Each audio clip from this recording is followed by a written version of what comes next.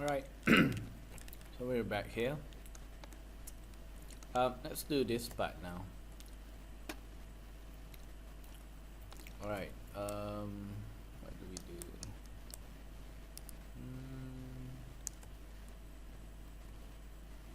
do? Since we already have this shape going on, I decide I want to use this one. I want to use this one instead.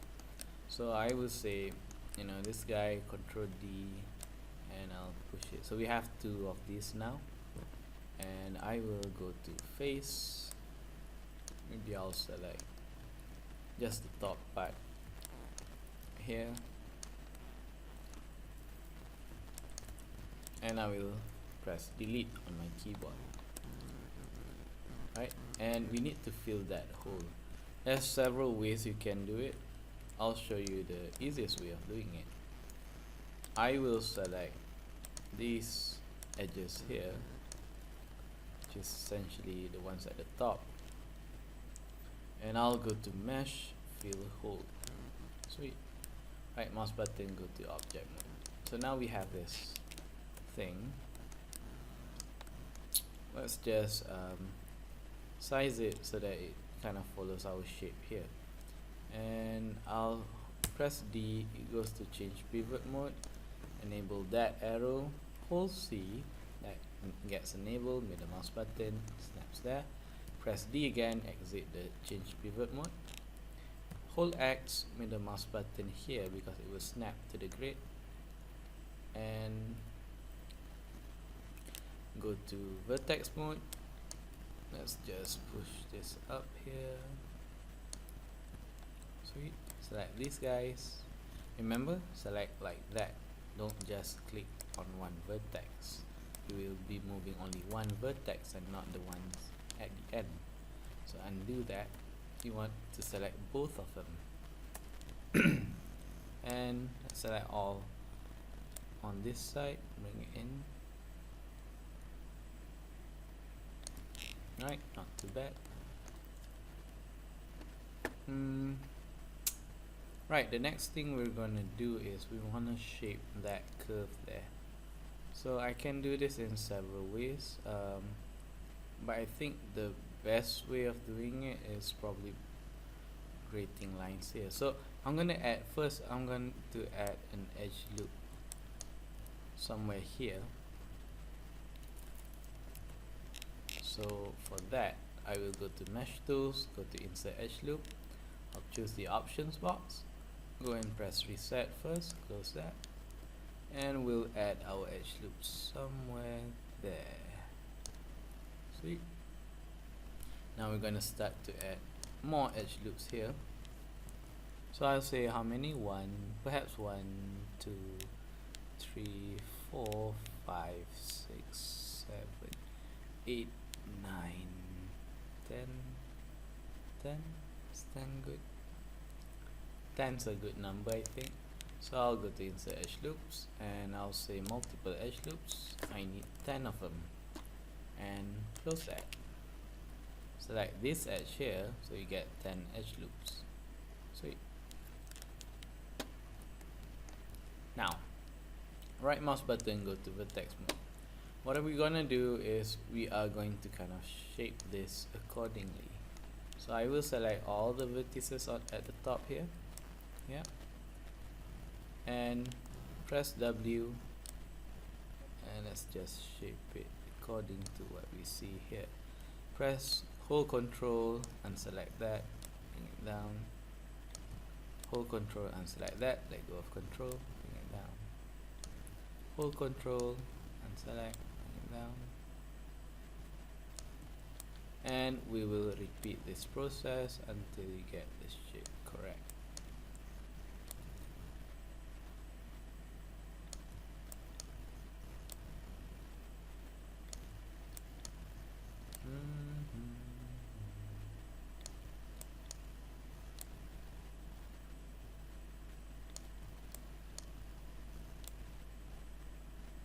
Alright, almost there.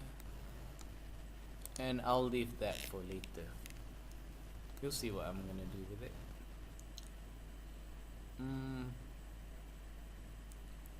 I think I'll just fix this part here because it doesn't seem correct. So I'm going to select all that and I'll just bring it down here. And let's do the same with this guy. And I'll say snap it. So I hold C and make it snap there. And that looks better. I could certainly fix that, but I'll say takpe lah. Right, so we have that and that's looking okay. Okay, before you move on, it's perhaps a good idea to save this scene. So file save scene as, and because this is a new version, I will call this mesh 2. Right. Okay, I think I forgot to do this. So I will select this guys here and I'll bring it in like so. Alright, that's looking okay. Remember this guy here? Right, I need to do something about that. It's basically this edge here. So I'll go to right mouse button, choose edge, and I want to select just this edge here at the end. You'll see what I'll do with it. So I have that edge selected. Let's go to side view. So basically it's this edge here at the end. We are going to use our bevel tool. So I'm going to go to the options box. Again, bevel is located here. Edit mesh bevel. Go to the options box. I'll just reset it like so. I'm going to click apply first and close that because we still have this. So what we need to do is we need to kind of specify how big is that bevel's gonna be. So I'll say around that big, 0.6, and specify how many segments you want. Notice what happens here. And I'll say maybe that's too much. In fact, this is too much as well. So I'll just lessen it just a bit. It's not too bad. Nah, I'll just make it 0.6 and then I'll shape it accordingly. So I'll press Q to exit that, and like I say, I can shape this accordingly. So I'll select those and I'll just bring it down here. Yeah, that's not too bad. So I think I am happy with this. And let's have a look. So we have this thing going on. So it should be looking like that. Now, the next part is we want to do this base here, down here. And also that part there. Kind of forgot about this guy here. Okay, and for that I think I need to add an edge loop there instead. And therefore I'll go to mesh tools, insert edge loop. I'll reset the tool first, so now it's relative distance. And I will say I want an edge loop somewhere here. Right, cool. Press Q.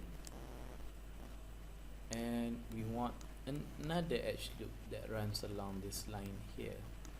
So I know I can just go to mesh tools, insert edge loop. But since I already used edge loop earlier, you'll see here it says last tool used, insert edge loop tool. So I can click here and I get my edge loop again, and I will say I want it to happen somewhere here. Okay, you'll see what happens. This is not working the way you want. And the reason for that is because one, it will try to follow whatever edge that runs along here. Number two, it's not creating a complete edge loop because you see that it kind of stops here and here. Why? Because it can't create edge loops when you have all this stuff here. No problem. So I'm gonna undo that. We know that we can't use edge loops for that. But how do we create a edge loop that runs along here? Well, we have another tool, and it's called the cut tool, multi-cut tool, sorry. So I have it here. I have a shortcut as well, but don't use that one. Multi-cut. So go to mesh tools, multi-cut. You'll see that now there's like a knife, and we have all this stuff that's pointing out of vertices. So let me just enlarge that.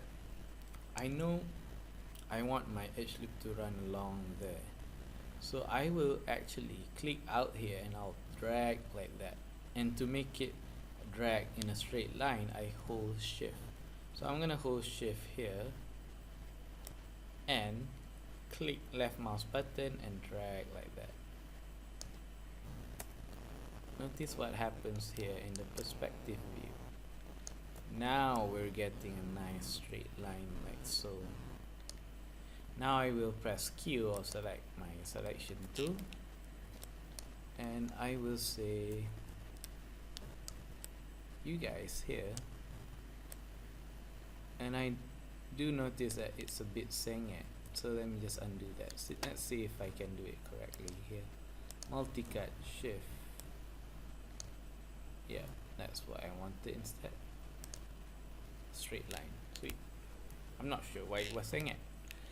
Alright, cool. So now we have that. What I want to do next is I want to duplicate this whole object here. So in order to do that, I need my 4 views. So I have this guy where his pivot is kind of here in the middle, and I guess that's fine. There's 2 ways to approach this thing here.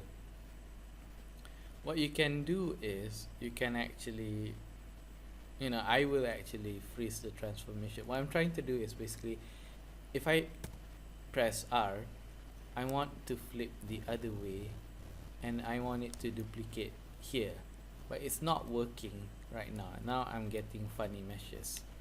Alright, so that's not what I wanted to do. So you'll see that now I have like this really messed up thing. So tell you what, you shouldn't do what I did earlier. So I'm gonna pause the video and I'll try to get the same thing again. Alright, so I managed to get it back like how it was. So a good tip is before you do something really big, it's good if you can file save scene as and give it a new version, like I have done so here, version 3, save. Alright, and before you do something big, it's always good if you can delete the history and freeze the transformations, and I'll do just that. So I will go to modify, freeze transformations. Have a look at what happens here in the channel box when I do this. Modify, freeze transformations. You'll notice that it becomes all 0 out, as well as the scale is back to 1. Right, but before we move on, we need to delete the history. So I go to edit, delete by type, history. Make sure it is selected, the object is selected. Edit, delete by type, history. Now it's all deleted. Now, so let me just, okay, so with our object selected, press R. Now what I want to do is I'm going to hold R and left mouse button and make sure object is selected, and see, okay, I don't have a duplicate, so I press Ctrl D. It will duplicate in the same spot, and I want to flip it the other way, somewhere here. You'll see that it actually gives me exactly -1, and that's exactly what I want. If not, just enter the value -1 and it will be exactly where you want it to be, and that's pretty okay. So now we have it on both sides, perfectly mirrored. Our next step is we are going to kind of connect these two, and for that we need to combine them because right now they're separate meshes. So select one, Control Shift, select the other one, go to mesh, combine it. Right, cool. Now if I select it, it's one complete mesh. So now we're gonna go to face mode, face selection mode, and I will select this guy, select this guy, and so on. I'll teach you one way of selecting faster. You can actually select one face and then double click like that, you get the whole face along the same row. So I'm gonna do this now, select this, and we know we can do that, so I'll double click here, it will select the whole row. Sweet. So this is what we want. I'll just turn to wireframe. Not sure whether you can see it. Alright, cool. So with those face selected, we are going to use our next tool, which is called bridge. So edit mesh, bridge. Voila. So now it will connect those two. Let's go to object mode and have a look. Yes, exactly like what we wanted. So I'm gonna stop the video here and we're gonna continue and do the legs for this guy now. Alright, see you in the next video.